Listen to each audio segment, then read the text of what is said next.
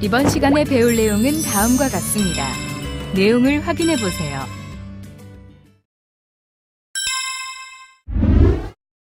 본격적인 학습에 앞서 오늘의 주요 용어에 대해 살펴보도록 할까요?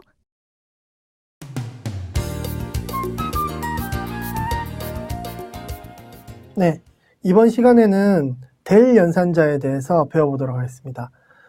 될 연산자라는 것은 기호로는 여러분들 지금 여기서 보시듯이 삼각형, 역삼각형 모양의 그러한 연산자입니다.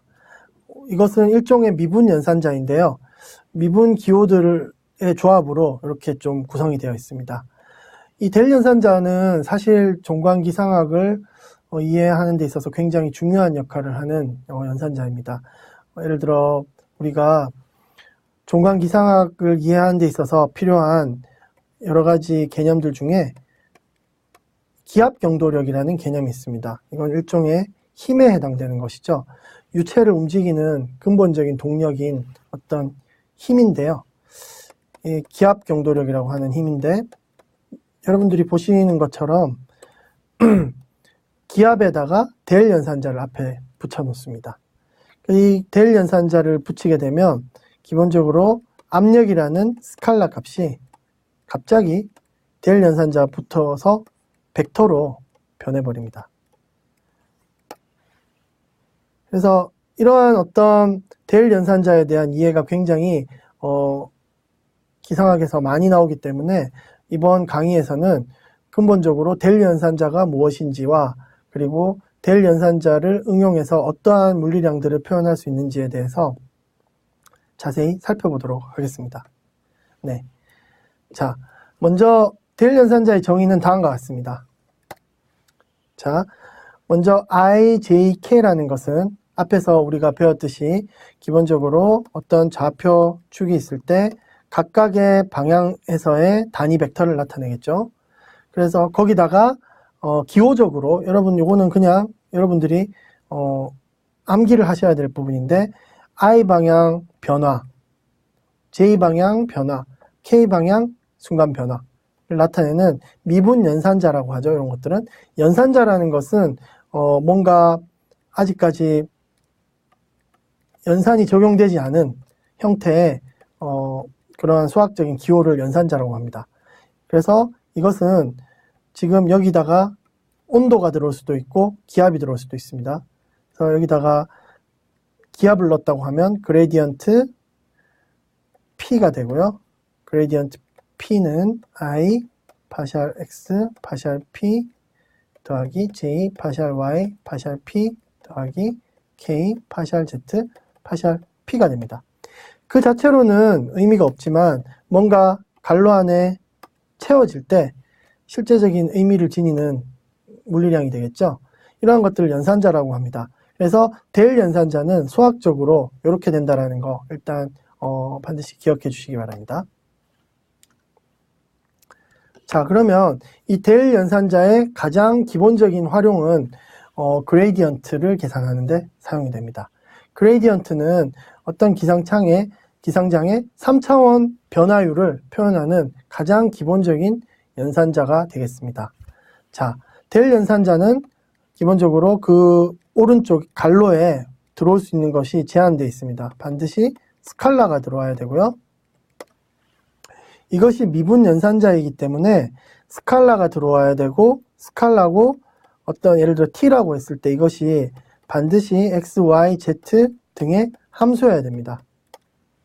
왜냐하면 미분 연산이기 때문에 공간에 대해서 미분하는데 예를 들어 온도가 아니라 예를 들어 어떤 숫자, 예를 들어 뭐 3이 들어갔다.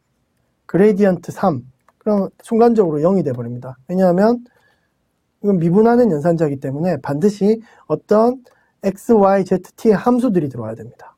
그래서 어떤 될 연산자는 기본적으로 벡터 필드라고 하죠. 어떤 스칼라 필드, 벡터 필드, 필드라고 하면 x, y, z의 함수인 어떤 물리량을 의미하는데요.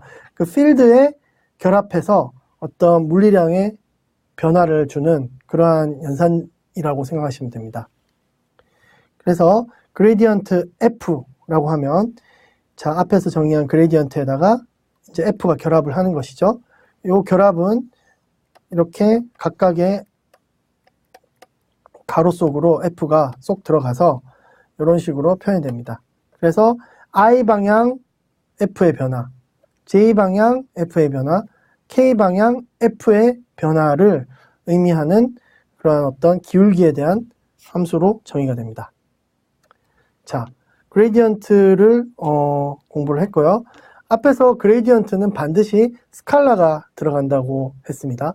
우리가 미분 연산자를 다룰 때 가장 중요한 건 이 미분 연산자에 들어가는 갈로 속에 들어가는 양이 스칼라인지 벡터인지 굉장히 제한되어 있다는 거고요. 앞에서 그레디언트 같은 경우에는 스칼라가 들어갔을 때 결합되는 방식이고요. 이제 배울 발산 그리고 회전의 경우에는 델 연산자에 벡터가 들어가는 경우입니다. 자, 먼저 발산에 대해서 배워보겠습니다. 먼저 델 연산자에다가 바람 벡터가 결합이 되게 되면 이런 식으로 표현이 되게 되는데요. 이것은 아까 델 연산자가 이런 식으로 표현된다고 했으니까 여기다가 뭔가 F가 우변에 들어온다, 우변이 아니라 F가 갈로 속으로 들어간다고 하면 그 내적이 이런 식으로 진행이 되게 되겠죠. 요거를 우리가 앞에서 배운 내적의 성분별 분해 방식을 그대로 적용을 하면 I 성분끼리 곱하고 J 성분끼리 곱하고 K 성분끼리 곱하면 되겠죠. 자, 지금 우리는 델 연산자의 내적에 대해서 공부를 하고 있습니다. 그래서 내적이기 때문에 이런 식으로 전개를 하면 이런 식으로 들어가고 이런 식으로 들어가고 이런 식으로 들어가게 되겠죠. 그러면 이제 I도 내적을 해주는 거기 때문에 I는 지금 크기는 1이고 방향은 X축이죠. 그래서 두 벡터를 내적을 다시 하게 되면 어떻게 되나요? 그냥 스칼라가 되면서 크기는 1이 되죠. 그래서 I 내적 I는 사라지게 됩니다. J 내적 J도 없어지게 되고 K 내적 K도 없어지면서 방향성이 싹 사라지게 됩니다. 그래서 결국은 이런 식의 수식이 되고요. 그러면 결국은 우리 이것을 읽을 때는 다이버전스 F라고 표현을 합니다. 다이버전스 F라고 읽는 이유는 이것이 지닌 물리적인 특징에 의해서 그렇게 기술하게 되는데요. 그 이유를 설명드리도록 하겠습니다. 먼저 이제 다이버전스라는 게 결국엔 영어로 이제 우리나라 말로는 발산이죠. 다이버전스. 그래서 다이버전스는 델 연산자와 벡터를 내적으로 결합을 해서 스칼라를 얻는 것입니다. 그래서 발산이라는 것은 기본적으로 어떤 우리가 공기가 어떤 점에서 지금 빠져나가는가 이런 경우를 발산이라고 하죠. 그리고 수렴이라고 하면 발산의 반대로 어떤 지점으로 공기가 몰려 들어오는 걸 의미하죠. 그죠? 그래서 발산은 기본적으로 공기가 몰려들면 상승 운동이 생기고 공기가 빠져나가려면 위에서 하강 운동이 생겨야 되기 때문에 연직 운동과 매우 관련이 깊고 지표면 기압 상승을 기술하는 방정식을 할 때 빠짐없이 등장하는 그런 어떤 형태의 델 연산자의 결합 방법입니다. 자, 그래서 발산을 물리적으로 좀 이해해 보면 기본적으로 우리가 앞에서 발산의 수식이 이렇게 됐죠. 이것을 우리가 기본적으로 바람이라고 F를 생각을 하면 다이버전스 벡터 U는 라운드 X, 라운드 U 더하기 라운드 Y, 라운드 V, 라운드 Z, 라운드 W가 되겠죠. 그래서 이렇게 정리가 되는데 그 개념 중에서 먼저 X방향 발산의 개념을 좀 설명드려 보겠습니다. 자, 파샬 U, 파샬 X에서 우리가 X방향으로 갈수록 바람이 이렇게 점점 증가하고 있다고 생각을 해봅시다. 그리고 컨트롤 볼륨이 이렇게 존재하고 있다고 하면 제어 최적이라는 표현을 쓰기로 했죠. 이 제어 최적의 왼쪽 부분으로 바람이 들어오고 오른쪽 부분으로 빠져나가는데 오른쪽으로 빠져나가는 양이 왼쪽에서 들어오는 양에 비해서 훨씬 크죠. 그러면 전체적으로 이 박스에 공기는 점점 어떻게 될까요? 빠져나가겠죠. 그죠? 들어오는 양보다 나가는 양이 많아서 빠져나간다. 빠져나가는다. 바로 발산된다. 라는 의미죠. 그래서 이 경우에 파샬 X, 파샬 X 방향으로 U가 점점 증가하는 경우에 어떤 물리적인 그림은 이런 형태인데, 이런 경우에 우리는 발산이 일어나고 있다라고 얘기합니다. 반대로 이제 Y 방향도 마찬가지죠. Y 방향으로 갈수록 이번에는 이쪽 V 윈드죠. V 윈드가 점점 증가하고 있는 경우, 그죠? 라운드 Y, 파샬 V, 파샬 Y가 양수라는 것은 Y 방향 발산이 양수라는 의미죠. 이 경우에도 Y 방향으로 들어오는 양보다 나가는 양이 더 많아서 이 제어체적 기준으로 봤을 땐 유체가 빠져나간다. 즉 발산이다 라는 것을 의미합니다. Z축도 마찬가지입니다. 네. 그래서 우리가 앞으로 돌아가서 요 정리를 하면 델 연산자에 내적으로 어떤 벡터를 붙이는 것은 그 벡터 양이 예를 들어 바람이라고 했을 때 바람의 발산을 의미한다 라고 정리를 할 수 있겠습니다. 네, 이번에는 델 연산자의 세 번째 응용인 컬에 대해서 배워보겠습니다. 컬은 우리 기상학적으로 회전을 의미하는데요. 그 델 연산자와 이제 외적으로 정의가 됩니다. 이번에도 F는 벡터죠. 외적의 경우에도 연산자의 오른쪽에 벡터가 붙게 되어 있습니다. 그래서 기호로는 컬 F라고 우리가 말을 하고요. 그리고 델 연산자에다가 외적 기호 그리고 벡터 F 이런 식으로 구성이 되어 있습니다. 그래서 F를 F1, F2, F3라고 할 때 우리가 아까 외적에 대해서 성분별로 정리하는 기법을 지난 강의에서 배웠습니다. 그렇기 때문에 그걸 그대로 적용을 해서 우리가 델 연산자에 대한 것은 IJK에다가 파샬 X, 파샬 Y, 파샬 Z를 붙인 거라고 했죠. 이렇게 쓰고 그 다음에 F에 대해서 F1, F2, F3 이렇게 써서 앞에서 배운 분해 기법을 그대로 적용을 하면 이런 식으로 정리가 됩니다. 잘 이해가 안 되시는 부분은 앞 강의를 살펴보시면 제가 이걸 정리하는 기술적인 방법에 대해서 표현해 놨으니까 그걸 참고하시기 바라고요. 이런 스칼라로 우리가 컬을 표현하는 방식을 배워봤습니다. 기억해야 될 것은 여전히 입력값이 벡터고 출력값도 벡터다. 이걸 반드시 기억해 주십시오. 그래서 회전을 의미하는 어떻게 이게 컬 F가 회전을 의미하는지 지금부터 그 물리적 의미를 설명드려 보겠습니다. 물리적 의미를 설명드릴 때 I 성분, J 성분도 똑같이 설명할 수 있으므로 K 성분을 기준으로 해서 제가 설명드려 보겠습니다. 자, 어떤 한 평면을 가정을 해보고요. 이 한 평면에서 바람의 흐름이 지금 Y 방향으로 갈수록 동서바람이 점점 증가하고 있는 이 상황을 한번 가정해 봅시다. 가정하고 지금 어떤 막대로 이렇게 나타냈는데 바람개비라고 생각하셔도 좋습니다. 하나의 바람개비가 이 평면상에 존재하고 있다라고 할 때 바람개비가 어떤 식으로 이렇게 되어 있으면 돌까요? 당연히 바람개비가 시계 방향 회전을 하겠죠. 이런 식으로 바람개비가 돌아가겠죠. 즉 바람 분포가 지금 이런 식으로 되어 있을 때는 바람개비가 이렇게 돈다라는 것을 기억해 주십시오. 그러면 지금 이 분포를 수학적으로 표현해 보면 Y 방향으로 갈수록 동서 방향이 바람이 증가한다. 즉 파샬 U, 파샬 Y가 양수다 라는 것을 의미하죠. 자, 이런 경우일 때 바람개비는 지금 어떤 식으로 돌죠? 시계 방향으로 돌게 됩니다. 그래서 이 시계 방향 회전을 일으킬 수 있다는 거죠. 이런 바람 분포는요.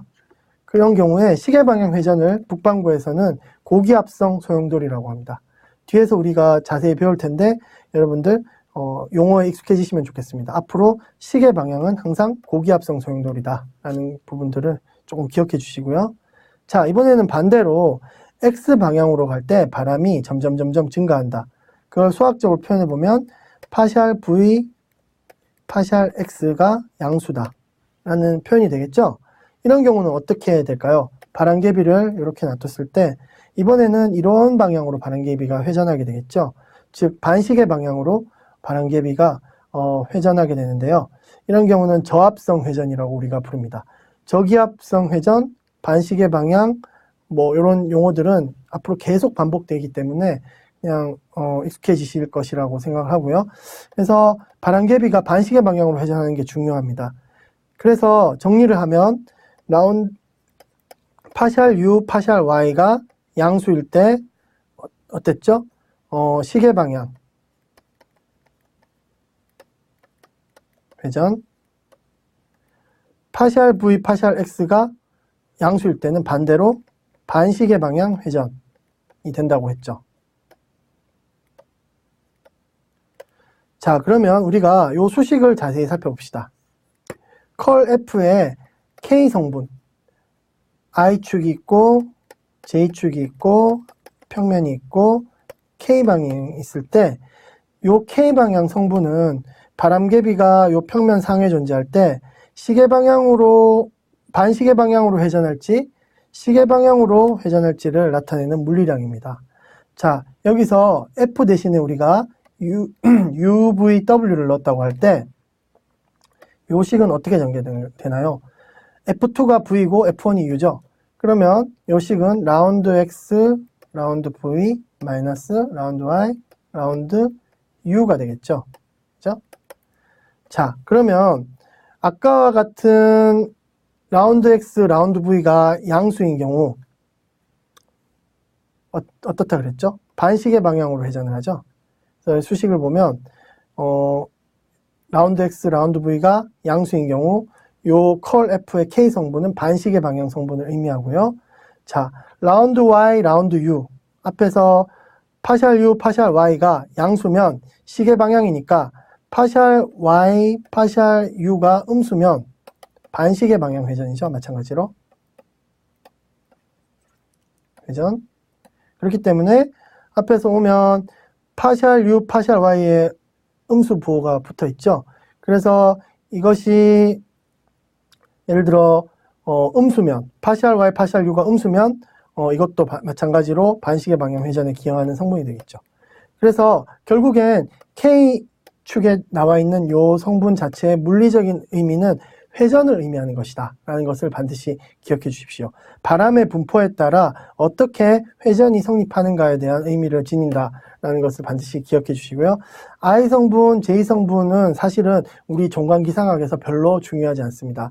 기본적으로 우리는 볼티시티, 와도를 뒤에서 다룰 텐데요. 와도라는 것은 회전하는 정도를 나타낼 텐데 우리 지구상에서 수평면에서의 회전이 굉장히 중요하기 때문에 요 컬 F의 K방향 성분을 계속 우리가 다음 챕터에서도 계속 사용하게 될 것이기 때문에 지금 컬에 대한 요 수식에 대해서 조금 여러분들께서 익숙해지시면 좋겠습니다. 자, 그래서 정리하면 파샬 V, 파샬 X, 마이너스 파샬 U, 파샬 Y가 K방향 회전 성분을 나타내는 것이고 저기압성 소용돌이가 요 값이 강하면 강할수록 바람개비가 저기압성 회전을 한다라고 표현이 된다라고 생각하시면 되겠습니다. 네, 마지막으로 우리가 델 연산자를 활용하는 방식으로 라플라시안이 있습니다. 라플라시안은 기호로는 삼각형을 두 개 이렇게 표현해 놨는데요. 수학적으로는 그레디언트 F를 먼저 취하고요. 처음에 우리가 배웠던 그레디언트 F죠. 당연히 그레디언트를 취하니까 그레디언트의 입력값은 스칼라라고 말씀드렸죠. 그래서 우변에 반드시 우측에 반드시 스칼라가 들어와야 되고요. 스칼라를 그레디언트를 취하면 이번에는 뭐가 될까요? 이거 자체는 벡터죠. 벡터에다가 델 연산자를 내적을 취합니다. 내적을 취하면 벡터, 내적, 이걸 일종의 벡터라고 여러분들 생각할 수 있겠죠. 왜냐하면 이렇게 표현되니까요. I, J, K 성분으로요. 그래서 이 벡터에다가 벡터를 내적을 하면 라플라시안은 결국은 뭐죠? 스칼라가 되겠죠. 예. 결국은 라플라시안은 스칼라가 됩니다. 수학적으로는요. 그래서 크기는 다음과 같이 정의되는 스칼라량이 됩니다. 수학적으로 두 번 미분하는 것은 우리가 한 번 미분하는 것이 미분이죠. 그런데 이제 두 번 미분하는 것은 미분에 대한 미분이라서 기울기의 기울기라는 의미가 됩니다. 그래서 이것은 기울기의 변화율이라는 의미를 가지게 되는데요.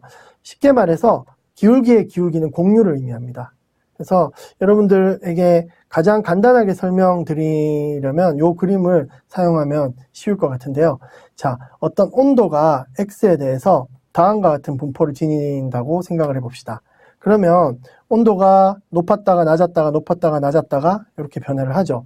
그러면 여기서 온도가 가장 낮은 지점은 이 지점이죠. 이 지점이고 온도의 기울기 자체가 가장 큰 지점은 어디죠? 이 지점이죠. 파샬 X, 파샬 T가 가장 큰 지점은 이 지점이죠.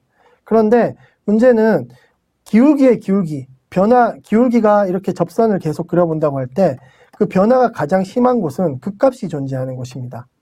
그래서 라플라시안 T가 가장 큰 지역은 바로 기울기가 음에서 양으로 바뀌는 요 지역에서 라플라시안 T는 가장 크게 되고 라플라시안 T가 크기는 가장 크고 값은 음수인 지역은 온도가 극값을 나타내는 이 점이 되겠습니다. 반대로 라플라시안 T가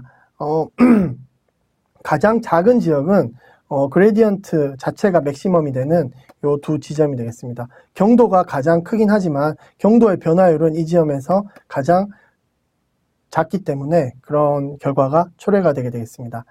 쉽게 정리를 하면 라플라시안 T는 T의 최소점에서 가장 큰 양의 값을 지니고 여기서 가장 큰 양값, 여기서 가장 큰 음의 값, 요 사이에서는 제로가 된다라고 생각하시면 쉽게 이해가 되겠습니다.